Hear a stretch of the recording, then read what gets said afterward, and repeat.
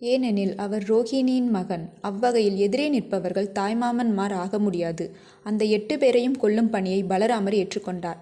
குவாலய பீட யானையை கொன்றபோது கிருஷ்ணரும் அவரும் ஆளுக்கொரு தந்தத்தை ஒடித்து வந்திருந்தனர். அந்த தந்தத்தை கொண்டு கம்சனின் சகோதரர்களை தாக்கினார் பலராமர். ஒருவன் பின் ஒருவராக அவர்களை கொன்றார். அப்போது தேவலோகத்திலிருந்து மலர் மாறி பொழிந்தது. கிருஷ்ண பலராமரின் வீரமான செயல்களால் யசோதையும் நந்தகோபரும் ஆனந்தமாகி கண்ணீர் வடித்து நின்றனர். கிருஷ்ணர் கடவுள் என்பது நன்றாக தெரிந்துவிட்டதால் அவரை தொட அவர்களுக்கு தைரியம் வரவில்லை. கிருஷ்ணரோ அவர்கள் பாதத்தில் விழுந்து ஆசி வழங்கச் சொன்னார். அவர் கடவுள் என்பதால் அவருக்கு ஆசி வழங்கும் தகுதி தங்களுக்கு இல்லை என கருதி அவர்கள் ஒதுங்கி நின்றனர். அப்போது கிருஷ்ணர் அவர்களிடம், தாயே, தேவகி என்னை பெற்றவள் என்றாலும் நீயே என்னை வளர்த்தாய். என் பால்ய பருவ விளையாட்டுகளை நீயே ரசித்தாய்.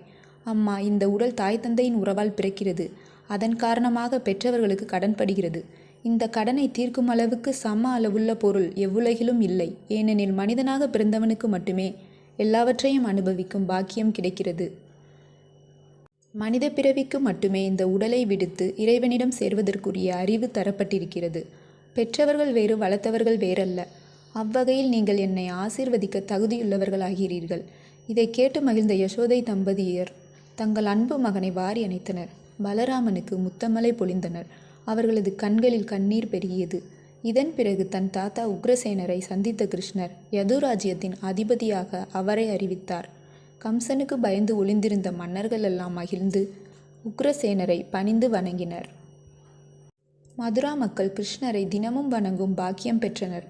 முகுந்தா என கூறி அழைத்தனர். இதற்கு முக்தியும் பரமானந்தமும் தருபவன் என பொருள். நிச்சயமாக மதுரா மக்கள் பரமானந்தத்தில் மூழ்கினர் என்றால் மிகையல்ல. சில நாட்களுக்கு பிறகு விருந்தாவனத்துக்கு யசோதையும் நந்தகுமாரரும் புறப்பட்டனர். கிருஷ்ணரை அவர்கள் அழைத்தனர். அம்மா, எனக்கு இன்னும் சில கடமைகள் இங்குள்ளன. வசுதேவர் தேவகியை சிறையிலிருந்து விடுவித்து அவர்களுடன் சில நாட்கள் தங்கி வருகிறேன். என்னை வளர்த்த உங்களை என்னால் மறக்க முடியாது. அண்ணாவும் என்னுடன் தான் இருப்பார். நாங்கள் நிச்சயம் விருந்தாவனத்துக்கு வருவோம் என்றார். அவர்கள் மகன்களை பிரிந்து கண்ணீருடன் புறப்பட்டனர். இதன் பின்னர் தேவகியையும் வசுதேவரையும் கிருஷ்ணர் சிறையிலிருந்து விடுவித்தார். வசுதேவர் தன் பிள்ளைகளுக்கும் கர்க்கமுனிவர் என்பவர் மூலம் புனித நூல் சடங்கை செய்து வைத்தார். கிருஷ்ணர் பிறந்தபோது மனதால் செய்த பசுதானத்தை இப்போது அவர் நிஜமாகவே செய்தார்.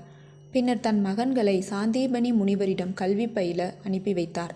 இத்தனை காலமும் மாடு மேய்த்து திரிந்த அந்த இளைஞர்கள் இப்போது அறிவியல், அரசியல், கணிதம், சகுனக்கலை, வைரங்களுக்கு பட்டை தீட்டும் கலை என சகல சாஸ்திரங்களையும் ஆசானிடம் கற்றனர்.